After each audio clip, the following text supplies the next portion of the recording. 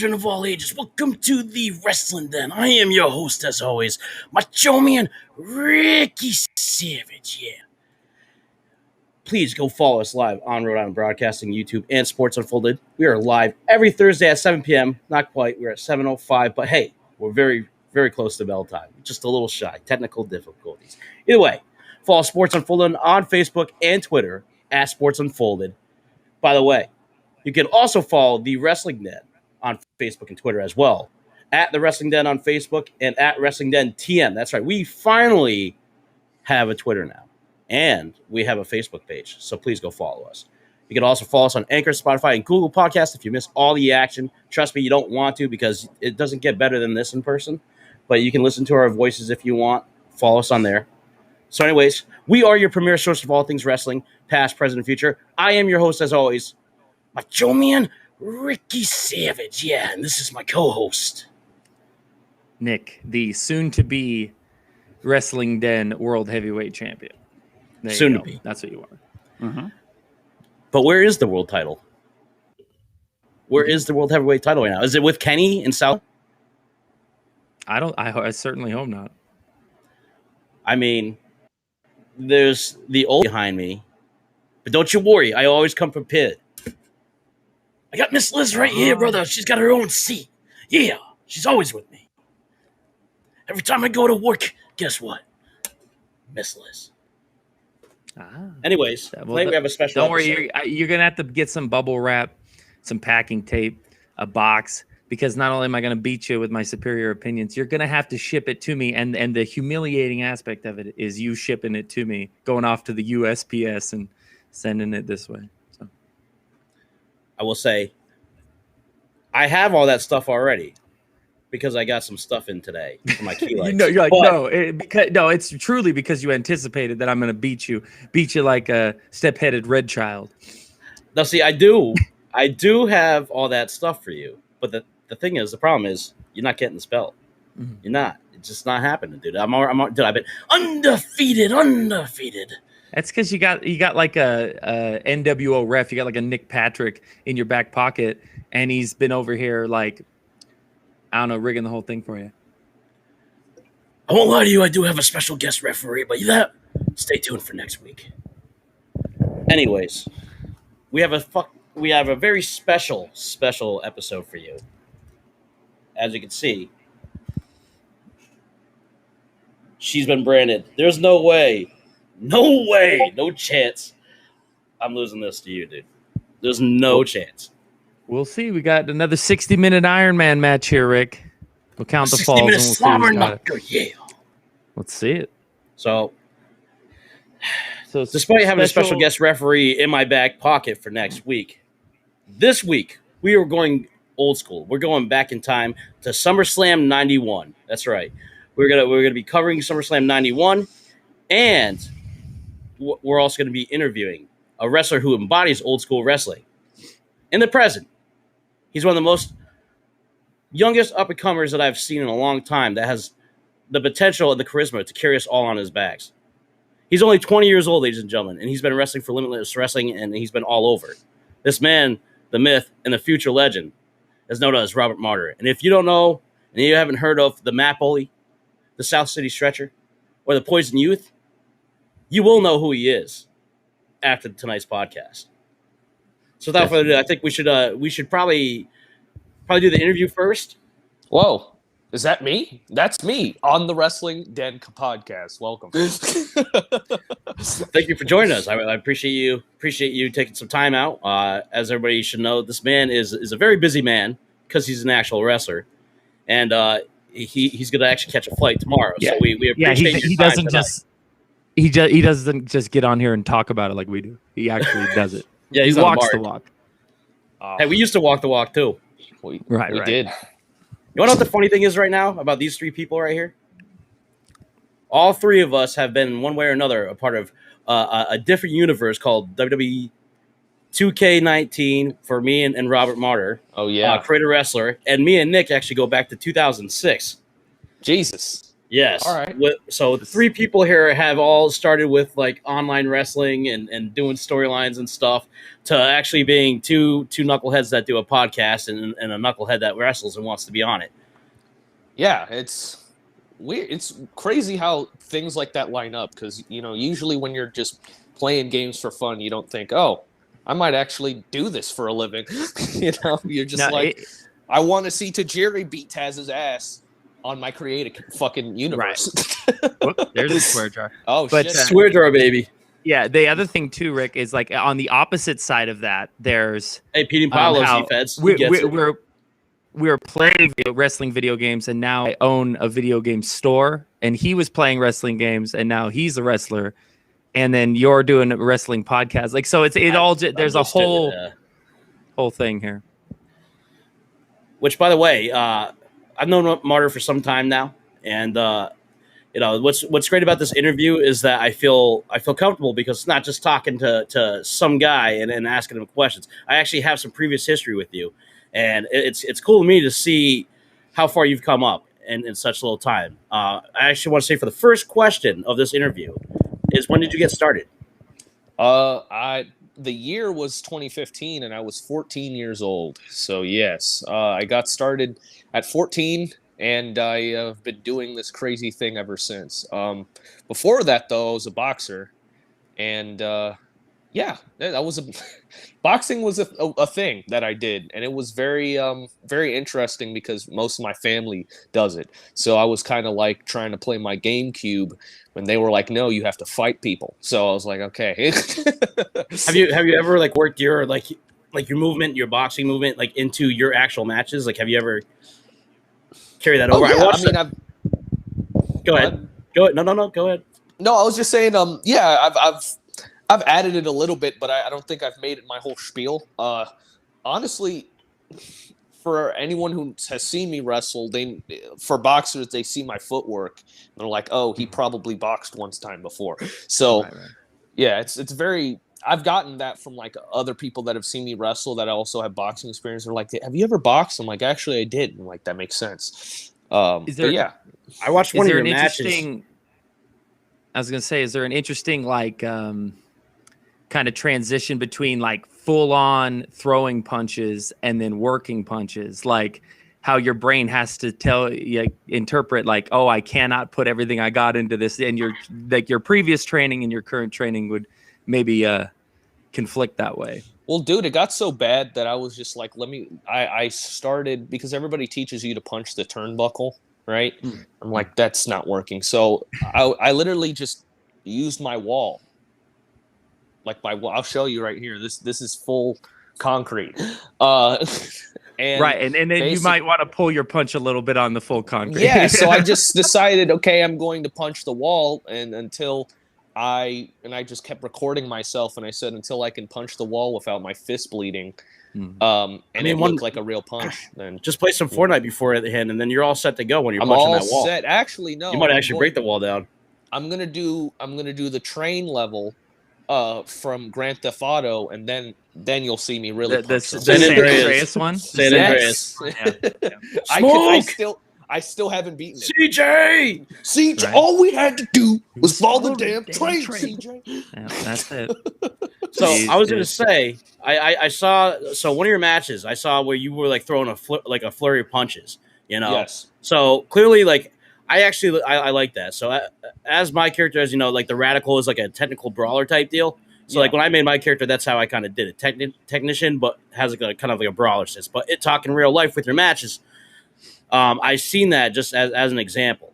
So that was to me what kind of had me ask that question, is because I saw you actually kind of like you did like a flurry on him and stuff, and I actually liked that style on you. Like as your style, I kind of like the idea that like when you're mad as Robert Martyr, the poisoned youth, that you see this aggression, and like that's the cool thing about your character. My biggest thing was like, I always resort back to wrestling. That's kind of my rule with my style. I will always resort back to wrestling, whether it's any type of stipulation.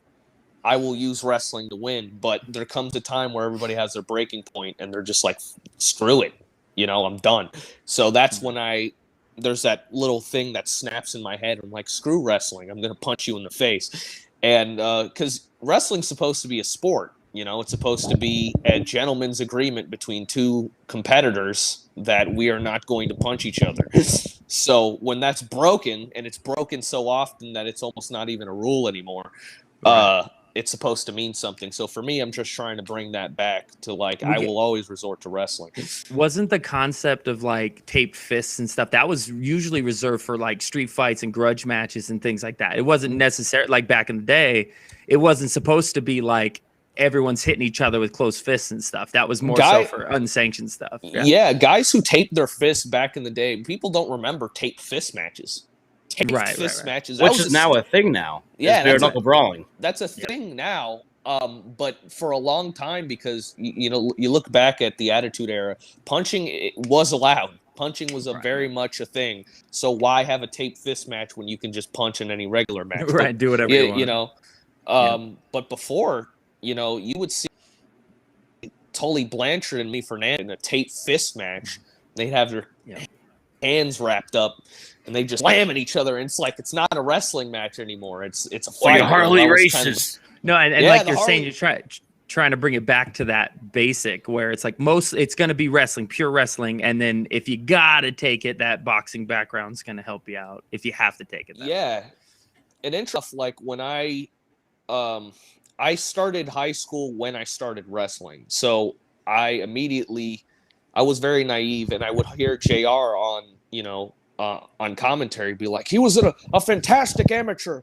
Now let's see what he'll do in the pro ranks. And I'm like, okay, so if I do amateur wrestling, I'm just going to go straight to WWE. That's how that works. That's why I got into amateur wrestling, thinking that if I did this, WWE would be like, hey, Kurt Angle, bam, sign. Robert Martyr, signed to the for every amateur wrestler there is in the world, you got to think there's your Shelton Benjamins and your Brock Lesnars and your Kurt Angles, right? And you're like, you're like, oh yeah, that it's that easy, right? Except Kurt's an Olympic gold medalist and Brock was a national three-time national champion or something, three-time All-American, actual science creation from the lab, and then and you just a genetic lunchbox busted down the door to the gym, and you're like, "Where's my contract? What's up?" Where's my yes, a WWE 100% wants a 120-pound 14-year-old boy. Why not do it, dude? Anything's possible. I've seen Jungle Boy's partner right there, Marco Stunt. Anything is possible when you have anything is possible, but also people don't give Stunt credit, man. That dude can sell. Holy fuck, he's great. When you're that small, when you're that small, you got to bring something to the table. So for him, it's the Spike Dudley attitude. He's just I'm there to entertain. Spike Dudley. I was about to which is the Muggsy Bogues. That's funny. Yeah, because I was some guys have to be able to sell their ass off. If they don't have the physique and they don't have the size. Yeah, it's you have to be something more, and so you got to be able to get press slammed into the crowd like Spike Dudley. Also, you got your Spud Webbs too, by the way. Spud Webb's crazy. Also, I've met Marco. He's insane. He's a crazy person. He is not normal in any shape or form. You got to have that to make it in wrestling too. He's absolutely willing to take literally anything you ask him to, and it's very scary. I worry for him. Well, that's the thing. As an entertainer, though, like Orange Cassidy, when he pockets his hands, and then he dives to the ropes, doing things like that are that's a little risky. Yeah, it could. People don't realize that could 100% kill you. Your foot gets caught into the rope. You just drop on your neck and you break it. Or you just catch the rope with your neck. Well, sometimes I worry about how they handle certain spots, high spots in AEW in particular, because what was it? Matt Hardy got super duper hurt doing some unnecessary stuff that didn't he concuss need to himself? I'm trying to remember. It was. Yeah, I just remember Rebby Sky just losing her fucking mind, and the other Shredder Jar losing her mind on Twitter. Oh god. Well, and what people were pointing out is Matt Hardy when he was in his 20s and they were doing the TLC matches and stuff. Okay, these hungry guys trying to get over, but Matt's established now. Matt has nothing to prove. Yeah. he should be above having to do some death match. He could just chill out, do his thing, his little like woke and shit. Delete. And then, yeah, but I don't think he's doing it. Yeah. I think he's hey, a listen, money guy. if he gets access to the swear jar and gets freebies because he's being interviewed right now, I'm gonna let you know I'm in on the game too. All right, anything goes, no holds barred. No holds barred. I apologize to anybody listening. If my nephew's listening right now, please tune this out. Thank you. But now's a good time since we do have a pause. For anybody just tuning in, by the way, please go follow us on Anchor, Spotify, and Google Podcasts. Go follow us live. We're always live, 7 p.m. every Thursday. Rhode Island Broadcasting, YouTube, and Sports Unfolded. That's where you can follow us, at Sports Unfolded. Also follow us on Facebook, at The Wrestling Den, or Twitter, at Wrestling Den TM. Follow Sports Unfolded, at Sports Unfolded on Facebook and Twitter. And other than that, our special guest of the night is Robert Martyr, who we are actually asking questions right now, and he's got answers for us because I got answers. As marks, we all want to know what it's like to be in the industry. I have a question for our host. Which one of those things should they do first? Because you're like running down how many things we're plugged into, and I'm like, do it all at the same time. All at the same time. Listen, there's a lot for me to cover. We got our gracious host, we got Ron and we got Eric of Sports Unfolded and Rhode Island Broadcasting. So we got to make sure we always thank those. Where can we find more on our guest though? He's plugged into social media. Where the Stretcher RM. Yes, on Twitter and anything else, please do. At Death to Martyr on Instagram. Death to Martyr. Yes. There you go. Follow the man. So as you can follow his meteoric rise to the top when he gets it. To the moon, baby. Most importantly, follow him right now. This man is on fire, and we're gonna get into that. So actually, one of the things I did want to ask you, Robert, is talk about like your boxing style, and then talk about how there's that the sport and how there's like pretty much a verbal agreement between two men that they will not throw punches. But has that happened to you in your time of your career? Have you ever had to actually kind of like hit that hard with somebody? Oh yes. Yeah, where it turns into when the work turns into a shoot. Actually, some potatoes, right? Some receipts. I've given plenty. Yeah. There you go. Definitely, and have taken plenty. Because sometimes I get excited, and sometimes I get a little bit too excited. And big old vet that's wrestled way longer than I've been alive is like, Pam, slow down, kid. Grabs headlock. Right. But it hasn't happened in so long. Actually, the only time recently is when I wrestled Fit Finley's son, Brogan Finley. Brogan Finley. That's right. Brogan. I wrestled Brogan Finley Friday. Last week, and I slapped him, and I caught him right over here, and then he was like, "Welp, when?" Dang. Oh no! And I generally my jaw popped out of place, and that's not legit popped out of place. So when the match airs, you'll see me actually you'll think I'm selling the jaw. No, I'm actually grabbing my jaw and putting it back into place where it belongs, because my jaw was hanging out like that, like a little stuck. So I popped it back in and continue the match. That's a CVS-sized receipt from Brogan Finley there. Bro, hey, I'm glad because his dad was there watching. So, that's all I cared about was his. Well, that's not all I cared about, but Fit Finley is like my number one guy. Yeah, you got him. You got your Harley Race. Is another one of yours, I believe. I got Roderick Strong. Yep, Harley Race. Roderick Strong, Fit Finley, Brian Danielson. Those type of guys are all my biggest influences. Well, my first reaction to it. What about a certain Tiger? I saw some of your wrestling, yeah. And then I'm trying to think. As far as actual things getting out of hand, was probably back in 2019. I want to say 2019. And there was this guy, he will be unnamed, but he basically is a very big liar, and he doesn't know how to lie correctly. He was like, hey, he would always say something along the lines of, I have an NXT tryout next week, and then it would never happen. Or he'll say, my dad is getting me to New Japan, because his dad's a wrestler as well. No, he wasn't lying at all, Robert. He was playing the universe mode. He wasn't lying to you. It got misconstrued. He was playing universe mode. Yeah.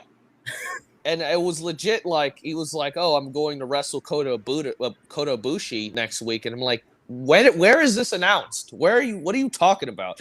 And then he would constantly. This is his favorite one. He'd constantly say, "I'm going to TNA. I'm going to TNA," and I'm like, "Okay, dude, why are you still here? Go to TNA." Right. And basically, we got in the ring, and honestly, I didn't know he was shooting on me until he told me in the back after the match. I was just like, okay, whatever. And he was very shocked at the fact that I wasn't reacting the way he wanted me to because he had shot on me. I'm like, "Hey, good match, man." And he's like, "Yeah, I shot on you." I'm like, "You did? Well, can you try I harder didn't notice. next I'm time?" such a No, and if you no sold it, did he really shoot on you? Like if you're like, if I didn't notice, it's not a shoot. Like Who's It's the not market a now? Yeah, and I'm just like, "Did you really?" And he's like, "Yeah, that's for costing me an NXT tryout." And I'm like, "What are you talking about?" Because there was something that happened with his mental health, and I had told a couple people to make sure he's okay. Apparently, that lost him an NXT tryout. So yeah, that was his reasoning on shooting on me. And then I was like, "Okay, cool, man," and then walked away. And that was really pretty much the extent. I just remember he kicked me in the spine, like he did the snapmare kick spot, and he Yeah. kicked me in the spine as hard as he could, and that's where I knew something was up. So I got up and Wait. for You did. Go ahead. It was. Is this the guy that you German suplexed really, really hard? Like that gnarly looking one? There's a couple. I've German suplex. He was in the promo spot that I made for you. He was the one guy that you German and he's like oversold it. It wasn't that guy, was it? Oh no! That wasn't him. Oh man, that was so brutal German. This was a long. That's what that one is. That's a friend of mine. I did that to a friend of mine. So if he'll German his friends that way, imagine what he'll do to his enemies. Oh yeah, and yeah, I just German the shit. I was like, "You're going up." It says, what are your short-term goals as far as wrestling? I will answer that question in 1 second before I finish this. Basically, he kicked me in the back, and I just got up and I punched him, like straight up punched him, and then I grabbed the headlock and we kept wrestling. It sounds like this guy was jealous of you, though. Like honestly, like he has that reputation, but yeah, as far as my short-term goals, I definitely want to wrestle outside the country by this year. By this year, I want to be wrestling because I'm getting my passport later this month. Oh wow! Look at that beautiful, sexy, luscious Don't title. look, Rick. Don't get distracted by his posturing. Wait. So when you say, hold on, Rick, hold on. So when you say out of the country, do you mean like what do you think first? Like a Japan thing, a Mexico thing? I'm looking at Mexico. I'm looking at possibly the UK. Japan is I look at Japan as the final boss because a lot of people have gone to Japan not that I know personally, but a lot of people have gone to Japan and they go there and they go to the dojo and they're a week in and they want to leave because it's that bad, it's that hard, and it's that brutal on your body, and they're like, "Oh my God, I wasn't prepared." So if I go to the places that they send the young boys to after they're done with their formal training, then I will be prepared. Are you gonna be a red shoe? Hopefully. Why not? That'd be pretty sick to actually see you be in a red shoe, dude. Yeah, I would totally watch. That'd be sick. But yeah, like I want to go to Mexico. I actually was trained by luchadors, which a lot of people look at me like, "Are you serious?" Yeah, I was. I had none of my trainers had any form of like technical wrestling in them. So I kind of came up with that on my own. But yeah, I don't know if you guys know that, usually guys from Mexico specifically wrestle on the right side. I mean, I know you would know that, but they wrestle on the right side. So when you're locking up, you usually do it with your left. But they're going the opposite. So everything they do, it's like Bizarro World. They work the opposite side. And I'm very comfortable with doing that. But when I walk up to like, I don't know, a trainee and I'm like, "Hey, want to lock up on the right side?" And they're like, "Really? Wait, how do you do that?" And I do it. And they're like, "This doesn't feel right at all." It's like you're so used to going the other way that some people can do both. So yeah, Right. I'm ambidextrous as far as wrestling Locking up goes. goes, Yeah, I think what scares them a I lot was is gonna like if say- they go under and they forget, like if they're usually doing it left and they go under to try like sweep, and then it's like you go right, it throws just your whole everything's off. I Was show it- people non like a luchador match. I show people. I can't remember. Sarah Del Rey versus El Generico from a Chikara show. For some reason, they are both American wrestlers. Why would they do this? They wrestled the right side the entire match, and apparently the story is behind it is somebody said you can't do that, and they did it. Whole 20-minute match. Well, on it's the right like side. what's that? There's that game where Larry Bird shot with his left hand for an entire basketball game because he decided he wanted to. It's like that kind of concept. You want to challenge yourself as an athlete, do something different. Your left hand is only as good as your right, So Rick, like, what happens if you get hurt? Can you hear me okay? I can hear you just fine.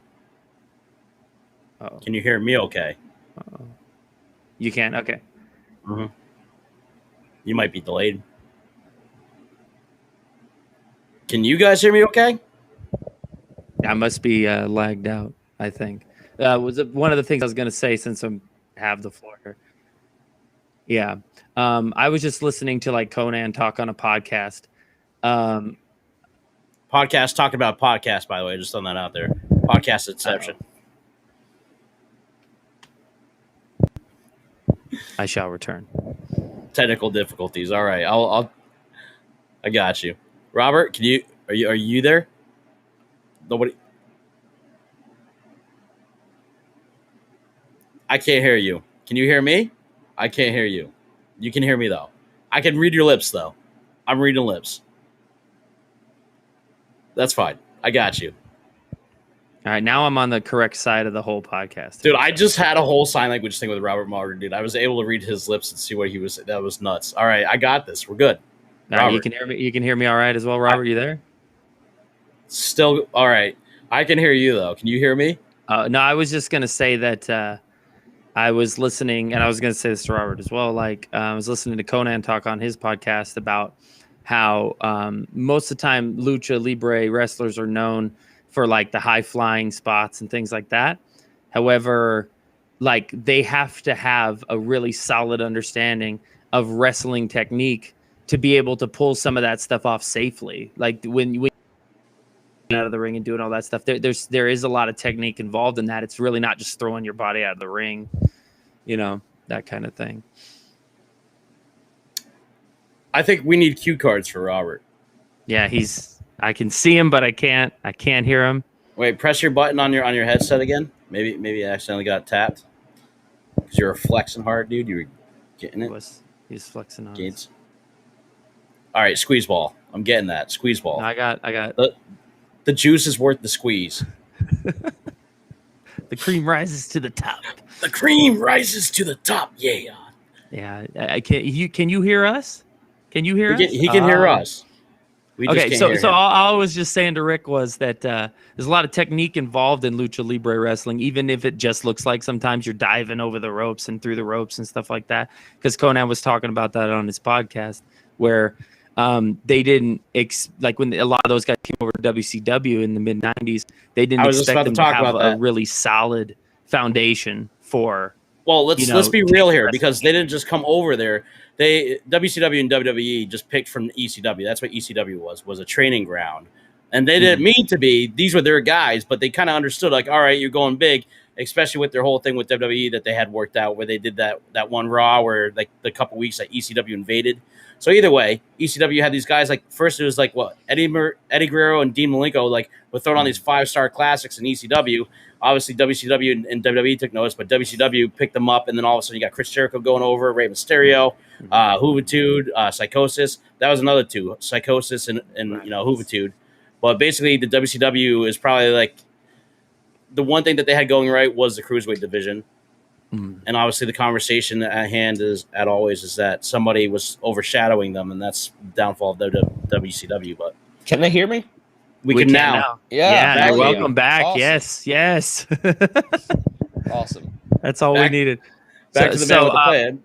I was going to say to our point there about like a lot of technique being involved in lucha libre. Yeah, like you're saying, like you got your own flavor on what you're doing in the ring, but you were taught by some lucha libre guys, some of the basics and stuff like that. So, which can actually make a huge difference in the arsenal that you have. Like, no, it's ceiling fan. Ceiling fan guy. I will say this while Robert's fixing this is as a South City stretcher, as he likes to call himself. If you watch how he moves and how he pretty much he sweeps and just his wrist lock takeovers to his reversals and his counters, you could see some of that fast paced style. Guys like Alex Shelley that I look up to as one of my favorite wrestlers of all time is Alex Shelley. He's one of the newer guys for me, and that's kind of the thing. He's not even new anymore, but that's what he is to me. Is like if you take a modern generation. I would say the 2006, 2007 Ring of Honor guys, those guys, including, Daniel Bryan and CM Punk, all those guys kind of are Samoa Joe, Cesaro. All those guys are a class of their own. They all brought these interesting characters because it was more so, it wasn't about a gimmick anymore. Like Macho Man has a gimmick, Hulk Hogan. They still kind of had like their own like little things, but it's more so the sport, wrestling. It was kind of what was the gimmick and what kind of molded to what it is today. Awesome. I think I'm back. You're back. Welcome back. Yes. I was going to say, Rick, your point being like, do your talking in the ring kind of thing. Like, not necessarily like those gimmicks, those larger than life gimmicks, your Savage and your Hogan and Warrior and stuff like that. That's great, but you still have to be, you can't just rest on your promo alone kind of thing. You got to be, now solid in the ring as well as have a good gimmick. So my thing is, I've always wanted to. I know that the typical thing for a technical wrestler, especially still to this day, was you let your actions, in the ring talk for you. But my thing is, I look at the current landscape and I look like fantastic professional wrestlers like Drew Gulak, guys like that are on Simon WWE. Gotch. Yeah, Simon Gotch, who I've trained with who was stretching the hell out of you, by the way. That was pretty. I don't know if you've seen that picture, but it's pretty deep. Talk about wrestling being fake, dude. Watching this guy over here getting stretched into a pretzel. Like he literally had his almost his heels touching the back of his head. That's how Simon Gotch had him, and it's just like you could see on his face. This wasn't just a hey, this doesn't hurt. This was like a oh my god, I gotta hold this. People thought I was smiling. I was actually like holding my breath in pain. Because I was a grimace and a smile are not too far off on the spectrum there. But like I see like guys like Drew Gulak and guys like that on WWE television, and you realize all of them reach like a limit, and then it's down from there. No matter how good they are, no matter how talented or technically skilled. So my thing is, if a wrestler like let's say a Dean Malenko had the personality of a Roddy Piper, I think he would be the greatest wrestler of all time. Why ignore a obviously very important factor of this business to connect with fans, to connect with whoever is watching? Why ignore that? I don't understand the stigma. You can still be incredibly good at your craft and incredibly technically skilled and the best technical wrestler or whatever. And have personality and make me want to watch you. And that's my goal. I don't want to just be the silent technical wrestler. One of the mistakes that they make too in WWE a lot is if you don't have a lot of personality, they think that a really funny dynamic is to point out that you don't have any personality.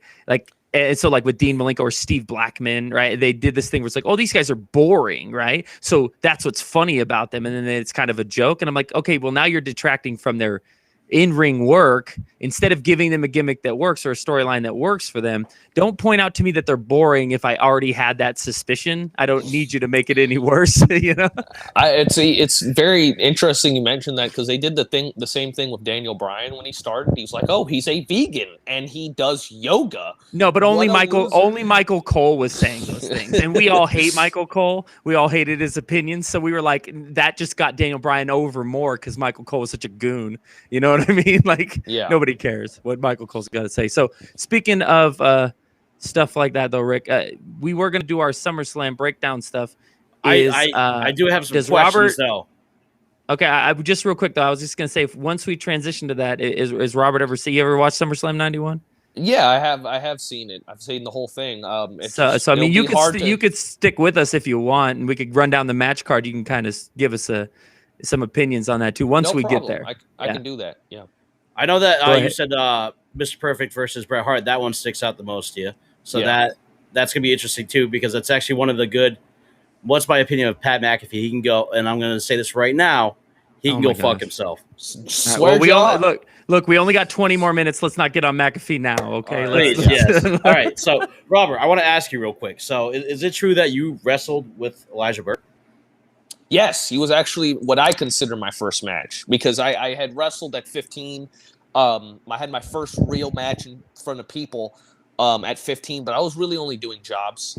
And they're matches, but what do you? It's not a match. It's just you sell and you die, and then that's it. But my first real match, what was in fact against Elijah Burke because I had went to a Dean Malenko seminar in Miami, Florida, and I was selected to wrestle. And Were you able to show off your arsenal with him? Like, were you able to do like yeah, the he just- dress special? no, well, I was in a mask then. I was. Oh, your other yeah. character. I was like what 16. What was his name?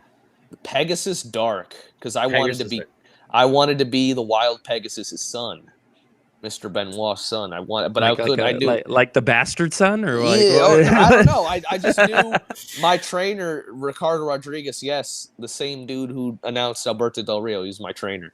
I do remember you talking about that. I totally forgot about it. So it's funny. Yeah, underrated. Announcer. People don't know he was a fantastic luchador in Mexico. Like crazy.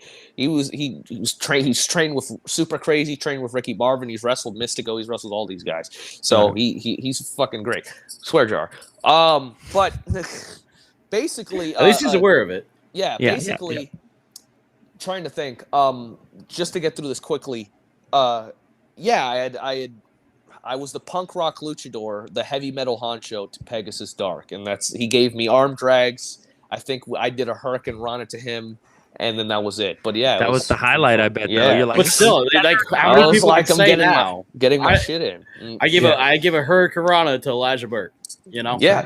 Yeah, it was great. He's awesome. I love Elijah. I don't think anybody's really gonna get like. So that's the thing. A high profile guy, like when you're first starting out wrestling, you'd be lucky if you could even pull off the arm drag on him. You know? Because absolutely. He gave me the world. It was ridiculous, and we wrestled for 10 minutes. 10 minutes on my first real match with that's Elijah like a long Burke. time. Like it's a short time, but a long time in terms of being in a ring. 10 minutes with Elijah Burke is sweet, especially if you're not just being tossed around. He could have just squashed him, Elijah Express, and this guy's like, I shook his hand and then he whipped me off the ropes, and then that was it. I didn't see anything after that. No, You're like, I don't remember any of it. I was a bit concussed. And it was also in front of like the biggest crowd I had wrestled in front of at the time, like 200 people. So it was like pretty crazy. Highlights. Yeah. But now, go ahead. Sorry, go ahead. I was just saying, if you had any more questions, we'll run through them. If you. All right. So okay. So you wrestled Elijah Burke, who today, right now. So I will announce two things coming up for you. But today, as of today, for the people that you've wrestled, who is the most known wrestler that you have faced? That I have faced? Man, that's a hard one. Besides Elijah Burke, I guess. I've wrestled Danny Burch from NXT. I've wrestled him. That's a good question. I'm wrestling JD Drake. That's the guy. One of the guys I was going to mention. So JD Drake. Man, you're really giving me a hard time right now. I've wrestled some dudes that have definitely been on TV. So he's 1/4 of the wingman on AEW. Yes, I am wrestling Jacob Fatu in August. Oh, 20th. there's a good. Yeah, that's the one that I'm looking forward to personally. Because that is a huge match for you. I feel like it is. Like it would be for me.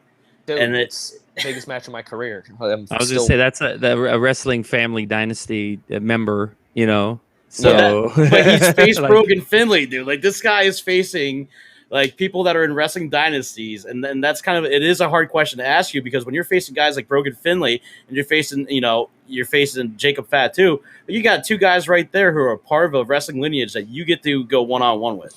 Yeah, and the opportunity is amazing. I've wrestled for the Wild Samoans wrestling school's show, so I've gotten to meet the two original Wild Samoans, which is awesome. Nice. That's cool. And yeah, it's I've been I can't Alpha. I've been to Alpha's house many times. Nice. That's So cool. yeah, it's That's a privilege right there. That's an honor. it's so weird because you walk into his house and it has so much memorabilia of him and Hulk Hogan and him and Ric Flair just chilling. And I'm like, there you go. You're like, I know a guy who knows a guy, right? You're feeling like a fanboy at that point when you're in his house. You're not like really like, oh my god. I dude, pretty my much boots are met here. Ric Flair at Office House. He has Gary Albright's boots in his house somewhere.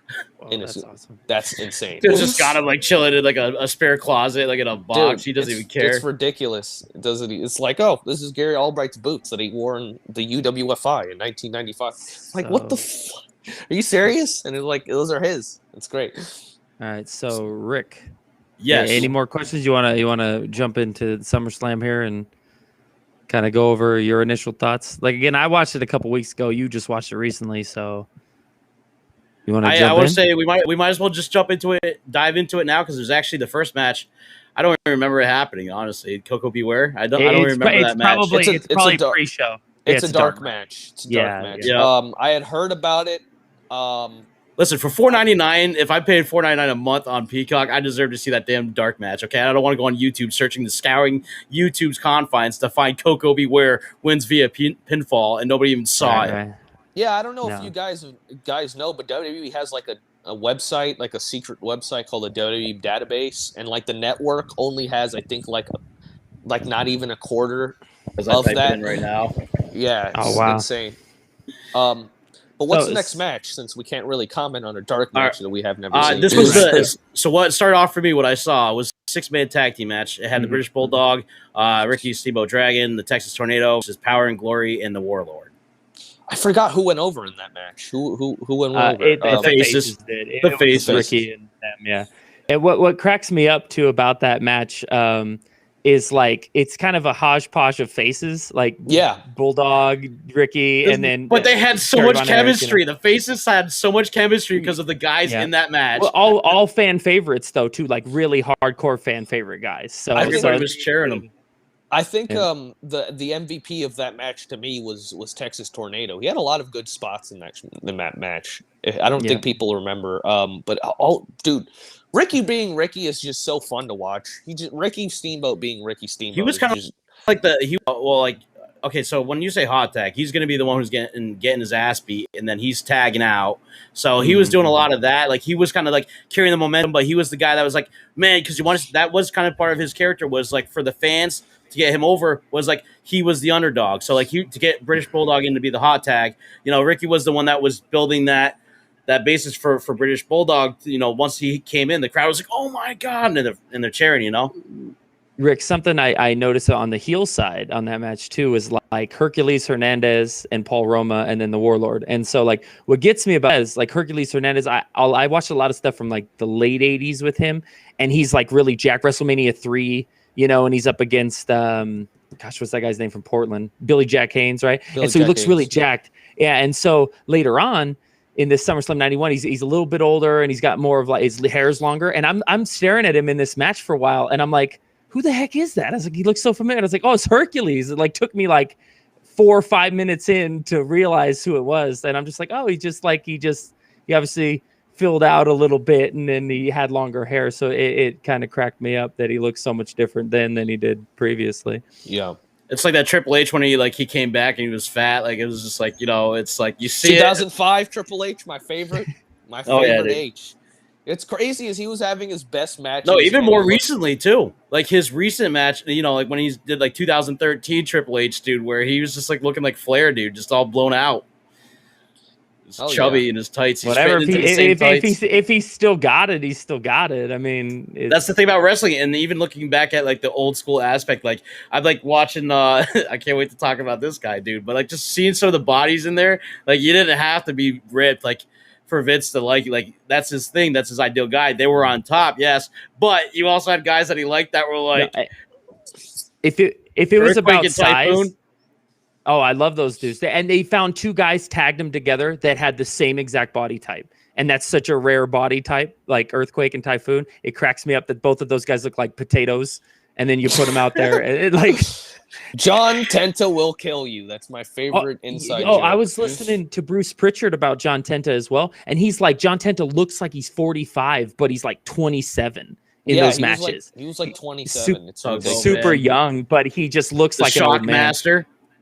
Now, Rick, you were talking about, just to move to the next match real quick. Yes. Obviously the Brett versus Mr. Perfect. Like, something I just recently found out about that is in the summer, in 91, at the beginning of the summer, Mr. Perfect gets hurt. Yeah, like he hurts his back. He was actually. I was going to say that before you mentioned it, but he was very, very, very hurt, and he was planning on retiring. After that match. So in Brett's mind, that was his retirement match, which is why Brett went over. The original plans, which I found out, is Perfect was actually going to go over and retain. Are you talking about when he hurt his sternum on the guardrail? I'm pretty sure that's what we're talking about. Like he flew off the apron into the guardrail, like hit his sternum, and he thought that was it. Like that was the one. Yeah, it might have been that and a collection of different things. Too, I just know he was wrestling hurt for a long time. That's what I know. And, I remember, I'll tell you what about professionalism. If you watch that match, he like you have to meet Brett with his intensity, and physicality, and he did move for like he's engaged in that whole match. He's not protecting himself, as you would if you were really injured like that. And that just speaks to his professionalism, that he gave Brett everything he had because he knew he needed to go over. What's pretty impressive, and what people don't notice when they watch this match is how much Perfect is actually bumping for Brett.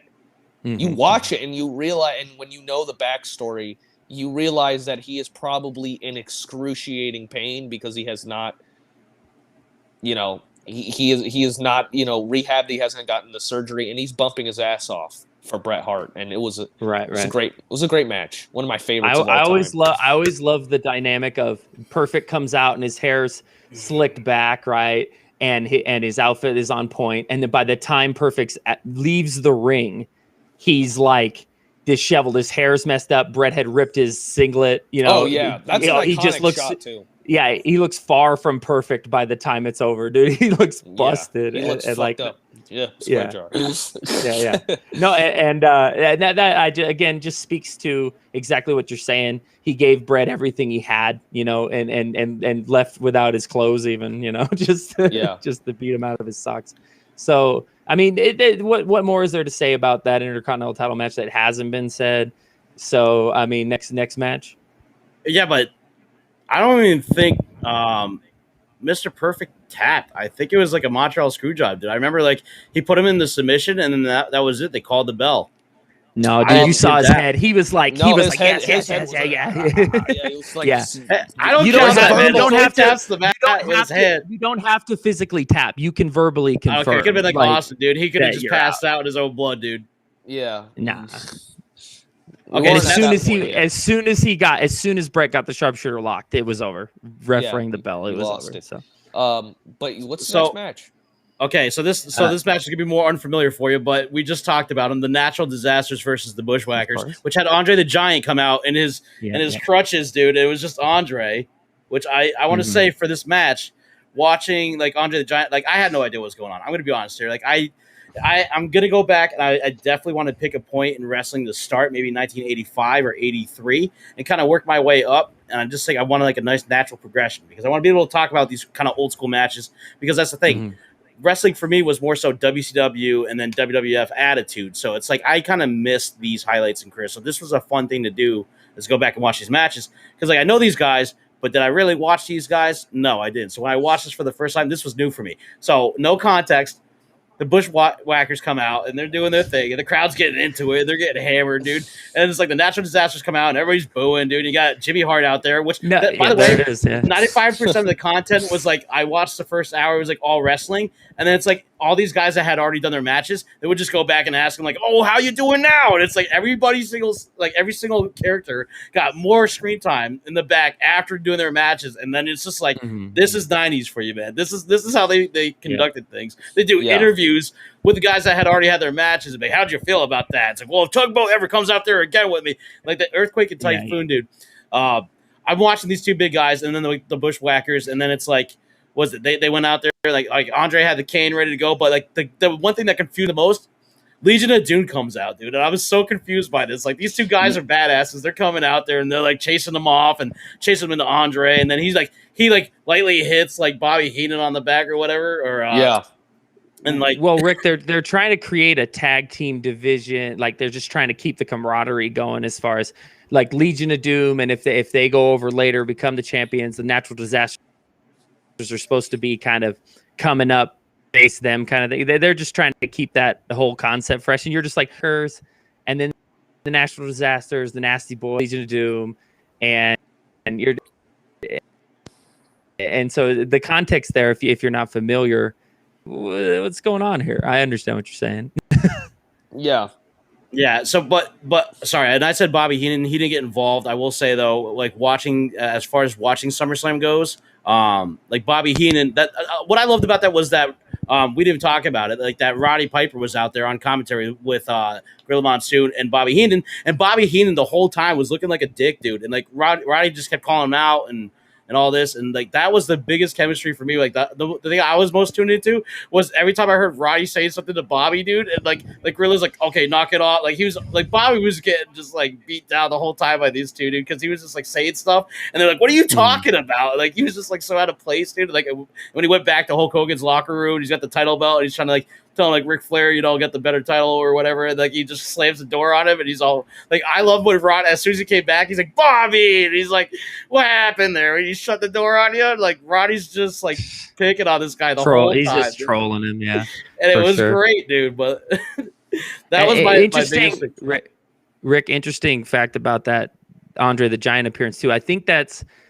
From what I heard, that's the last North American appearance on like a W. From him. Yeah, it was this last WWF appearance on the U.S. soil, which is pretty crazy. And then after that, they go on a European tour, which was really cool because that European tour that he goes on ends in France, and that was his last like public appearance. So at home and all that stuff, it was a really cool, cool kind of storybook ending as far as that goes for Andre. And unfortunately for him, being like that was the big thing, was he show up in the promo with the Bushwhackers, comes out with them, and unfortunately for that natural disaster of a match, they're the ones who had to pick it up with a pinfall. But it leads to all that chaos, and it leads to my two favorite guys coming out of the night was Legion of Doom to like kind of just like break up the chaos and be like, yo, we're here, like if you want to go, what a rush, right? And then it moves on to Virgil and Ted DiBiase for the $1 Million Championship. What a match! What a match! I love this match. I liked Roddy's like getting behind Virgil the whole time. He's like, Virgil, you gotta get up. Yeah, dude, Roddy is like Virgil's biggest fan in the building. If we look at, he's about to make a really solid point too. I was gonna say, no, I don't know if I remember this correctly, but I don't know if this is Virgil's like real first big match or even real first match on TV. It was his first big match, like his first big match. You were saying, Robert, though? Yeah. You there, Robert? Can you hear us? Oh, I see him. Now I see him. I can't hear him. Or he can't hear us. He'll be back. It had Sensational Sherry in it. He's not really missing much with the Virgil match, but he had Sensational Sherry as the manager, and she's dressed up in this whatever the hell that prom queen outfit was. And I remember like the match itself was like Ted DiBiase using the classic heel tactics, and Sensational Sherry, like, every time something bad would happen for her, and like she would like start screaming, and then like she got involved and she hit like Virgil with like a purse or whatever. I thought it was like the title. Please introduce your special guest. This is Milo. Hello. Say hi, Milo. Who is also a meme, by the way. Yes, he is a very big meme. It's a very rare appearance. by Milo himself. Yawn, All right, keep big going, yawn. guys. Right. I well, like the Milo was reacting to Virgil versus Ted DiBiase. He's like, Which Hey, honestly, that match wasn't that bad. It wasn't. Keep in mind that is the peak of Virgil's career. That match That's is the it. peak That's of his the one. career. That's the biggest. That's it. For Virgil, that night was a Mick Foley night for him. Okay, so it was actually kind of a cool. Like I was into the match. I was like, okay, so because I knew like with Virgil and I never saw this match before. Like I'm telling you, like this is the first time I watched it. So like for me, it was like, oh, is this the moment? Because all I knew about Virgil was that he was always following around Ted DiBiase, doing everything for him and getting paid for it, right? Yeah. And obviously the backlash to that is like, Anyway, right. so The implication. I the understand. implication of it, yes, exactly. Like this man would do anything for cash, and it's in his bio too. Oh, that's terrible sellout bio right there. Anyways, so the biggest thing was Sensational Sherry hits him with the purse, which I thought was the belt at first, but it was a purse, and they commentated on it. And then it's like, oh man, this is just that was the opportunity that he had for the $1 Million Championship. Lost it because of DQ, and then they kicked her out, and then they restarted the match, dude. And it was like this big build up until he like Ted DiBiase exposes the turnbuckle and goes to slam Virgil in it, and then he slams him into it instead, and he wins. And I was like, oh my god, he won the belt. And then that's when he walked out with the belt. And I was like, well, and anytime they restart a match like that, like the decision's gonna flip like that. The face is going over. or you have something that entirely takes over the entire show for way too long. Which is the jailhouse match, which was Monty basically, spoiler alert, losing to Big Boss Man because he tried to use his taser and then it backfired on him and he lost. So they get him into this awkward paddy wagon and take him off. And then the rest of the show, literally the rest of the show, is just shots of Monty being dragged way too long to get into a jail cell. And it ends with a shitty joke about how he's going to get butt fucked in jail. We're going to another swear in the jar, baby. Whoa, jeez. Yeah, okay. So it's the implication. I understand, and again, it's good stuff from a couple of big dudes. I mean, but it was really just solidifying that they got tired of having these gimmicks. About the vignettes that they do after that, like you're saying, they just show him getting taken away, getting processed. He's getting dragged for 16 minutes like this, dude, and you just see him every time. He's like, "Please let me go. I'm Canadian." No. Yeah, dude, and it's just so annoying. Every time he popped up, I'm just like, seriously, dude, just get this guy in the damn thing and get it over with. Like, we get it. Right, the big thing was getting him to jail. That's what everybody wanted to see. It was a jailhouse match. That's what everybody wanted to see, was him in jail. Once he was there, they dragged that thing out and they milked that teat the whole night long. The vignettes were longer than the match. So the next match, Legion of Doom versus the Nasty Boys, which is the one I was waiting for. So I will say, as a fan point perspective, I can see why these guys were over. They were nothing like a classic traditional technician. What was Legion of Doom was they went out there to kick ass. Like that was, and to me, that was the cool thing about watching them, is that I was into it as as a fan perspective. I could see why these guys were so over in the 90s and the 80s. Like they just went out there and they were just demolishing. And they when you watch them in action and they're doing the Tower of Doom, legendary ass beaters. Legendary ass beaters, exactly. Dude, the Doomsday device. Yes. Yeah. I was going to say about that match too.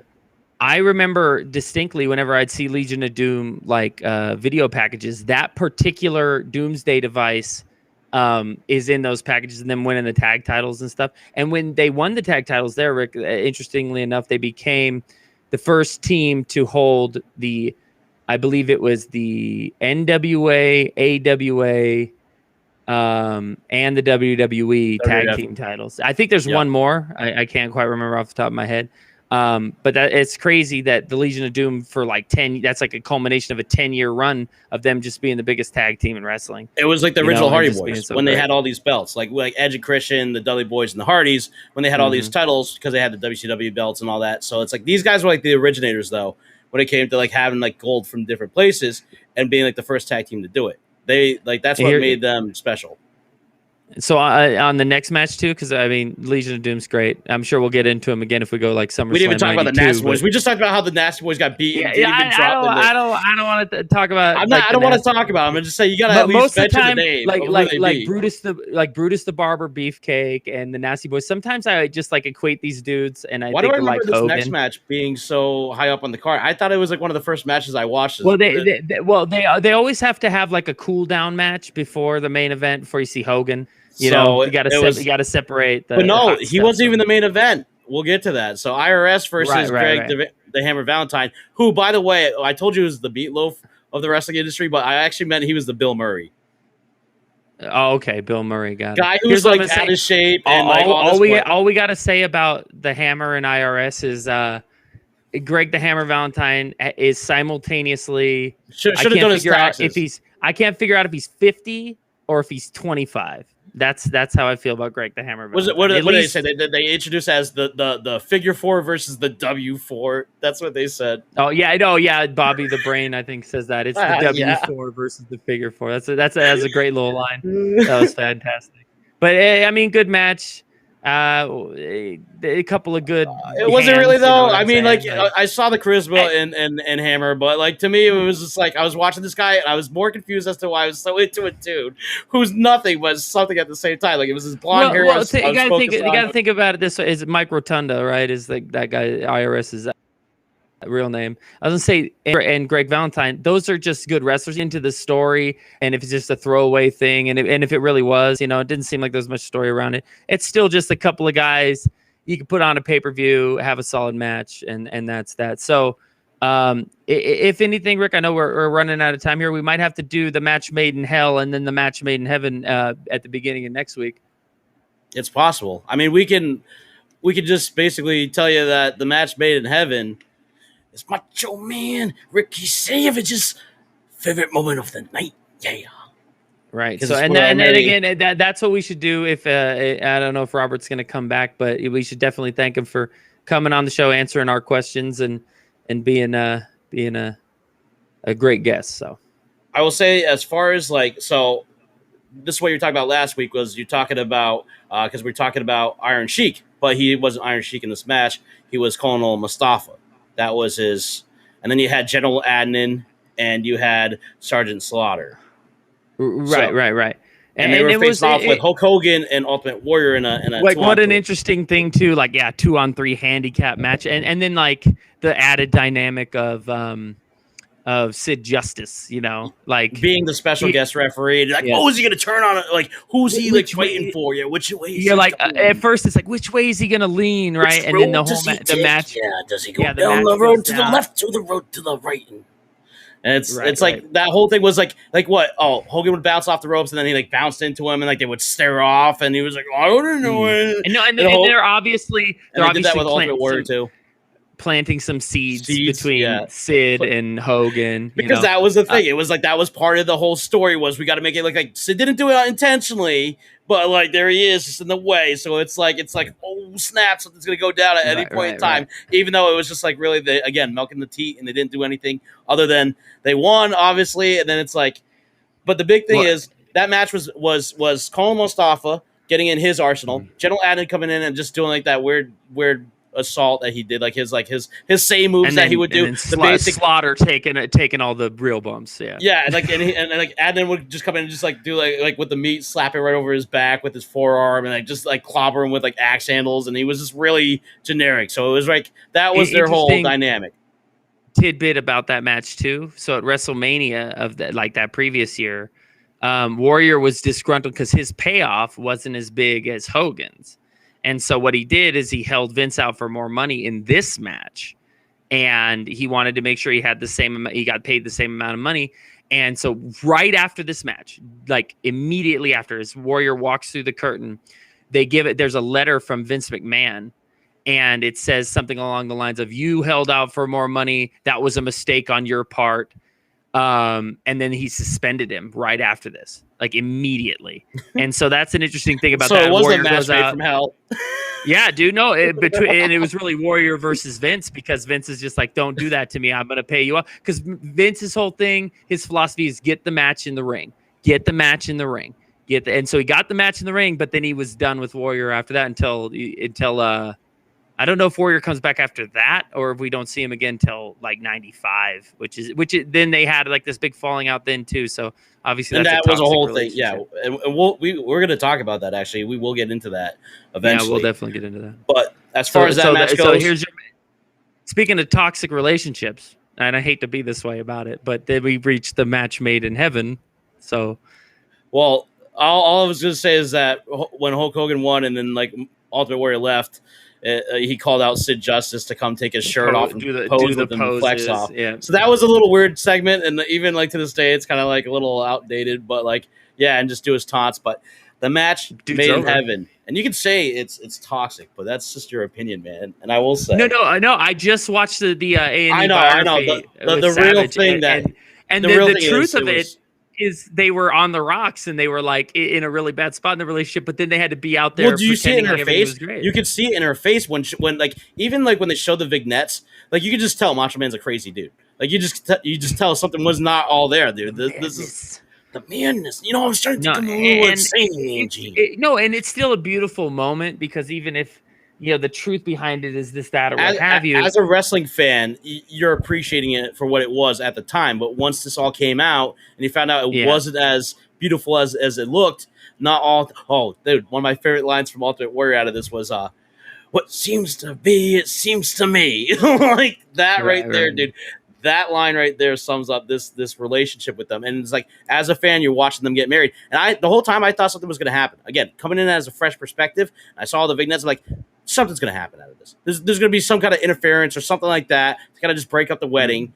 And, it's an age-old thing in wrestling that all contract signings, all weddings, all like all bets are off, baby. All bets are off. Every time. Yeah. Every time. And I was expecting they saw it through. And they did do the thing later. You're like, oh, the wedding itself. No, they did the thing later at like the reception where Jake the Snake, like a cobra pops out of a box. That's later, but it doesn't happen like here at the moment. So so they gave you like what you expected and then what you didn't expect. Which is the most uncomfortable look from Miss Liz's eyes when she had to say, "I do." I love the thing that was, "Oh yeah," that's what she does. "Oh yeah," like she was like doing his "oh yeah." And that's the thing. The crowd just goes nuts because they go nuts.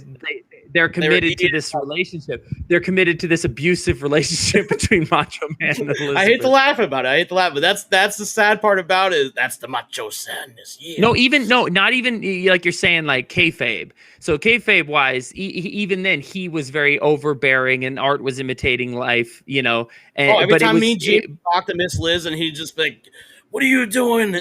Don't be talking to Miss Liz without my permission." Yeah. Like, coming out in his character, he was just, and like, that's the thing. He'd push her aside and like, "I'll focus on the Intercontinental Heavyweight Champion of the world." Yeah, that's right. Yeah, you're talking about like the WrestleMania 3 stuff. And Mary Hart's trying to talk to her and he's just like, no.